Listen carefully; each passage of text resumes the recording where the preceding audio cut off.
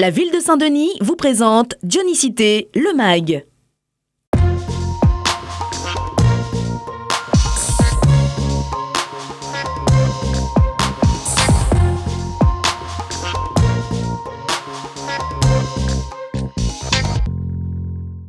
Ce week-end a eu lieu la 21e édition du festival Ciné Marmaille. Comme Marie, ils ont été nombreux à profiter de cet événement. Avec ses enfants, elle choisit la séance de cinéma qui fera leur bonheur. Déjà pour faire sortir un peu les enfants et emmener voir différents films, surtout pour le prix qu'on propose, c'est très intéressant, sachant que le prix d'un cinéma, c'est pas donné aujourd'hui, donc il faut en profiter au maximum avec les enfants. Si les prix allant de 3 à 5 euros sont attractifs, les films proposés ont également d'autres atouts. C'est les vacances et puis je veux soutenir Ciné Marmaille, qui est une bonne initiative. Donc quand je peux, je prends des places. Et pourquoi pour vous c'est une bonne initiative justement ?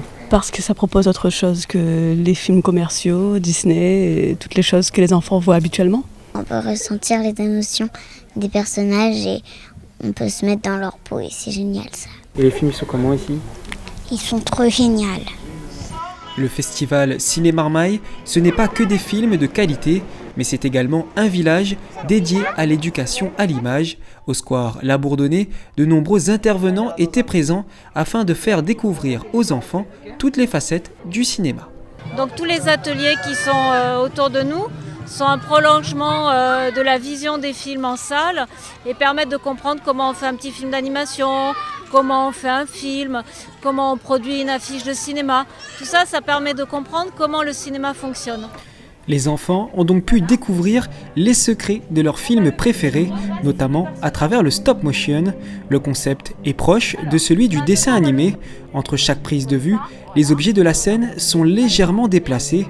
Il s'agit donc d'une animation image par image. Pour ceux qui ne connaissent pas, la petite Candice vous explique. On bouge les personnages de plusieurs façons. On peut les mettre par exemple allongés quand ils dorment. Et après, qu'est-ce qui se passe quand on a tout enregistré ? On voit la vidéo et après ça fait un superbe dessin animé. Dites-moi la mission, capitaine. Pour beaucoup d'enfants, jouer dans un film, c'est un rêve. Et ce rêve a été exaucé grâce au festival. Les enfants ont pu réaliser une fiction avec une réalisatrice professionnelle. C'est aussi un peu un apprentissage de l'image, de voir comment ça se fait un tournage et que c'est de la triche, que tout n'est pas fait en même temps. Et donc c'est de l'éducation aussi à l'image pour qu'ils puissent mieux décrypter après tout ce qu'ils verront comme vidéo sur les réseaux sociaux ou autres. Notre volonté politique, c'est de rendre la culture accessible à tous, surtout à ceux qui sont le plus éloignés de la culture. Et aujourd'hui, de voir nos enfants des quartiers bénéficier ou découvrir pour la première fois le cinéma, ou des ateliers de vidéo ou de son et d'images, pour la vie, c'est très important parce que la culture ouvre nos enfants vers le monde, vers autre chose. C'est avec cette volonté d'enrichir nos jeunes dionysiens que l'événement s'est également exporté dans les écoles.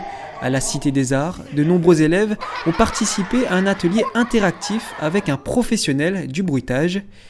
Imiter le bruit de la pluie avec sa bouche. Ou encore celui du crépitement du feu avec un simple balai.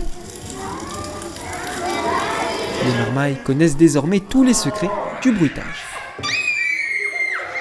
Aujourd'hui, j'ai appris comment on fait des sons, comment on peut monter les sons, comment on peut descendre les sons et comment on peut faire les voix et tout. Moi, j'aimerais bien faire ça un jour.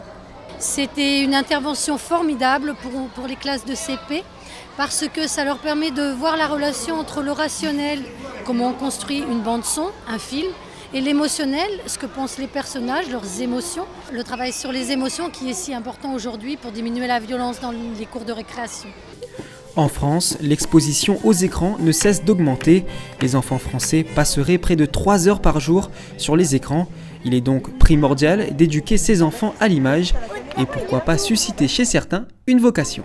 Merci Dionysité, c'est dans la boîte.